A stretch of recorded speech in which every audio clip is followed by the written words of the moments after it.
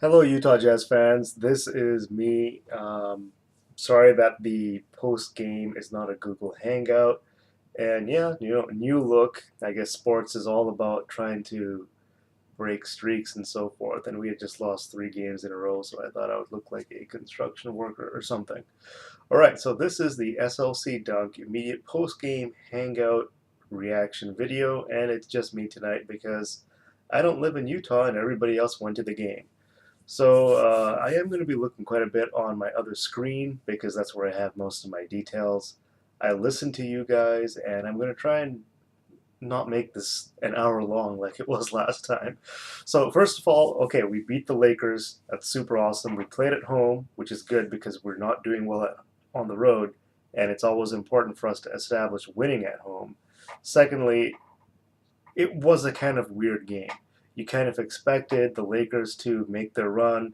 We kept waiting for it. They eventually didn't. They got as close as 5 points, and then that was pretty much it.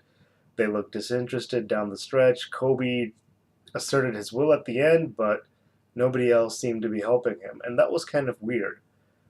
Uh, One of the main things which I think everyone would notice at the beginning was that we really must have paid attention to passing and talking about it with the game film from the Memphis game. In the Memphis game, there were a ton of miscues.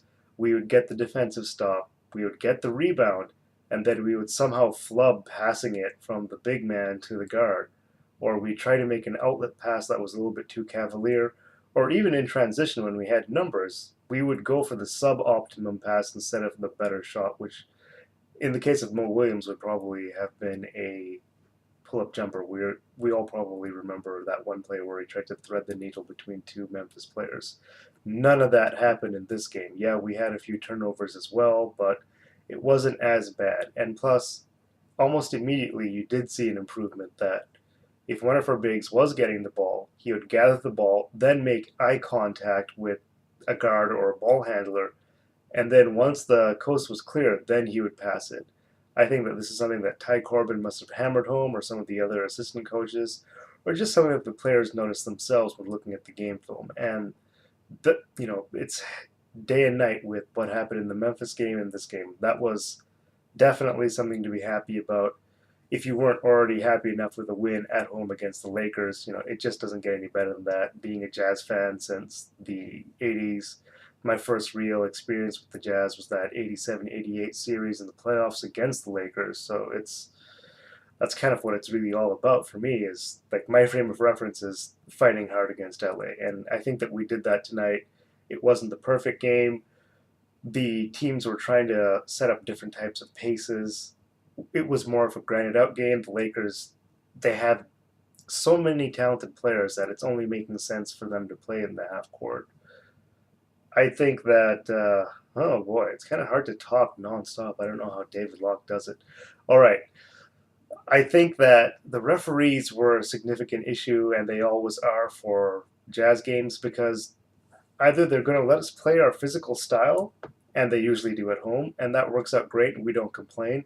Then we go on the road, try and play the same way, and we get hammered for it. We did foul a lot in this game, but that's because we were actually trying to play defense. The Lakers seemed very passive on that end. And if we played this game with the types of plays that were being let go, all the ticky tack stuff, if we played this on the road, we would have had given up 60 foul shots. So, glass half full, oh yeah, we didn't get to the line, but they only got to the line 30 times. And there were a ton of fouls that were not being called on both sides. And we're at home, we're used to getting the foul advantage. We didn't get it. We got something better, though. We got the win. Now, there are a few things to worry about with this win. First of all, the media is not going to play it like the Jazz won. It's always going to be, oh, the Lakers lost. Particularly because they're not playing with Steve Nash, who was one of their Hall of Famers, their point guard, and, he makes life easier for so many other people. He didn't play. Steve Blake did play. He started. But I don't think the removal of Nash means that this is a removal of a loss on their record. They earned this loss. We earned the win. Looking at what Mike Brown did, you could see that it wasn't like the Jazz. Oh, well, they got the win because the Lakers were hurt.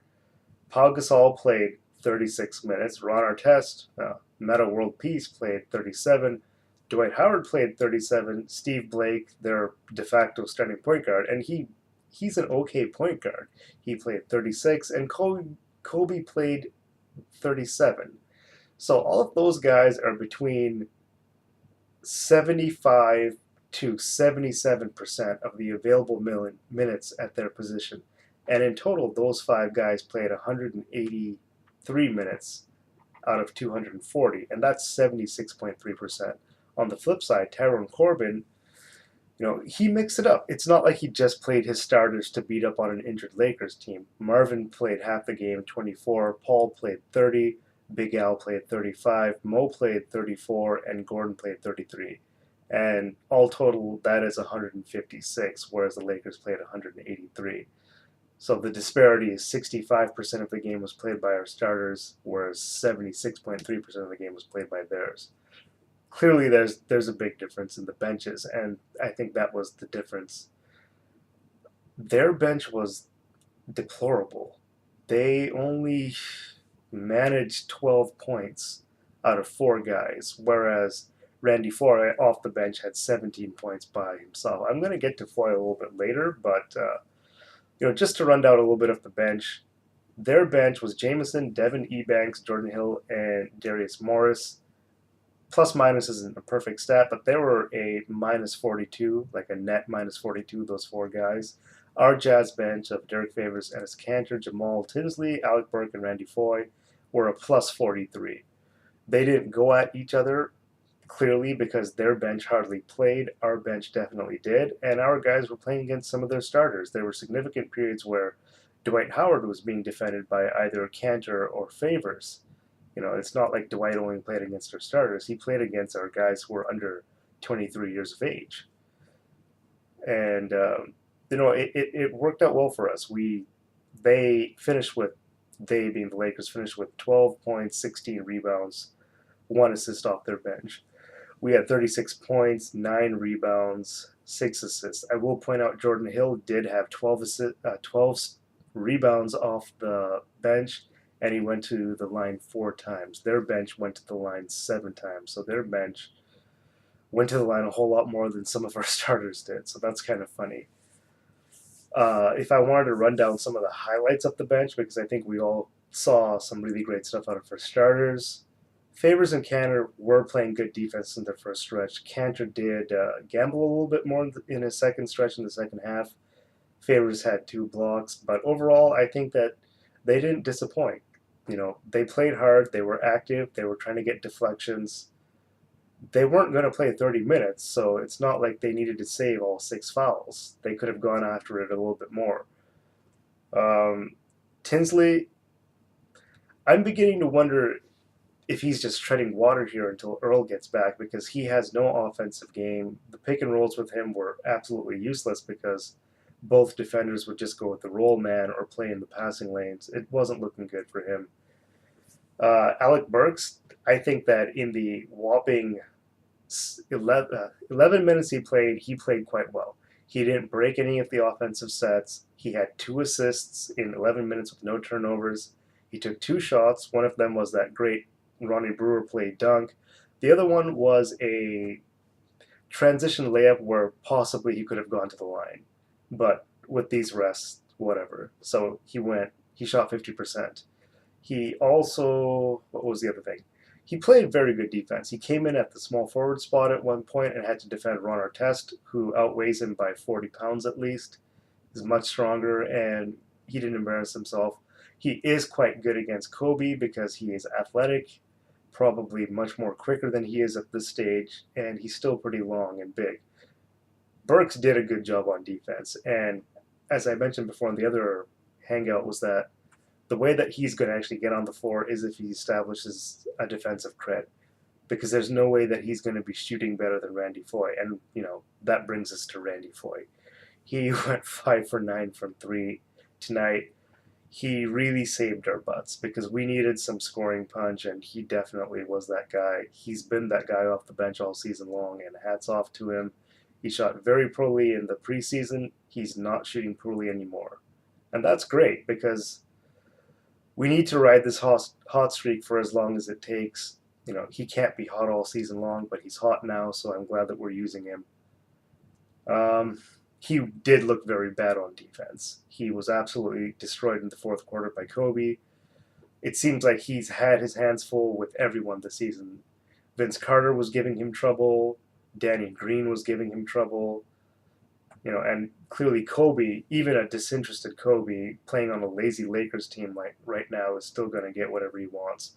If you look at the fourth quarter shot chart for Kobe, for the first 3 quarters, it wasn't much. In the fourth, against Randy Foye almost exclusively, he absolutely destroyed him. So I guess that's the other thing. Like, is Randy Foye the bench shooting guard version of Big Al, where it's all offense, no defense? I don't know. Is that good enough? We'll see with the season going forward. I will want to talk about the 3-point shooting because that is going to be like the biggest story for us this season, especially in terms of what we did this offseason. We went and got Randy Foye, Mo Williams, Marvin Williams, drafted Kevin Murphy. We addressed the 3-point shooting. Kevin O'Connor really went out of his way to get guys to make us a better team. And in the preseason, it looked like we were a way better team because in the preseason, we went 45 for 105 from three, which is 42.9%. Now, in the regular season, including tonight's stats, we are shooting 53.6%. It's off, but it's still pretty good. Before tonight, we were shooting 57. So tonight, we didn't do so hot. We only went 5 for 17 tonight, which is 29.4%. A lot of that happened to be because while Foye did take 9 of those 17 threes, there were a bunch of other guys who were missing them.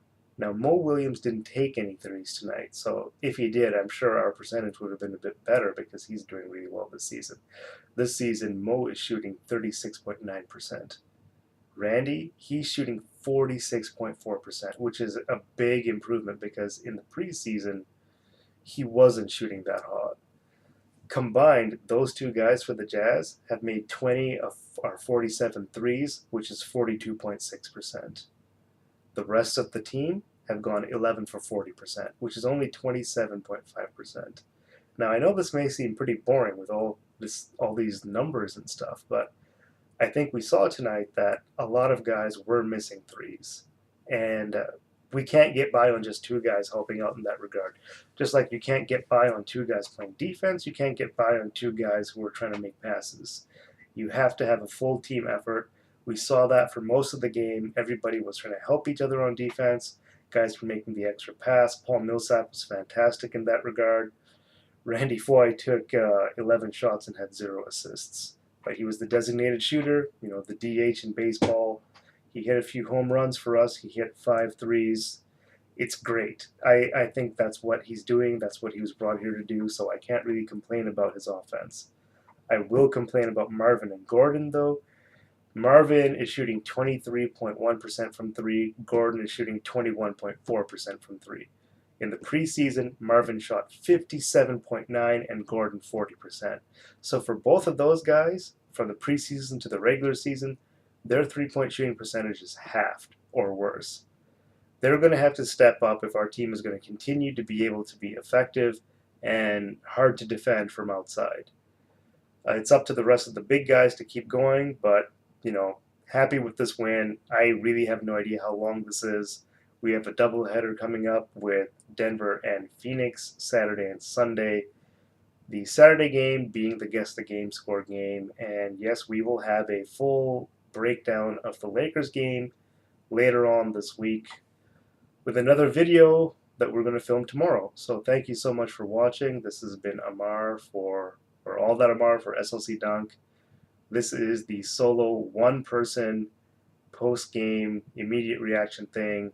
Hooray, we beat the Lakers! And, F them.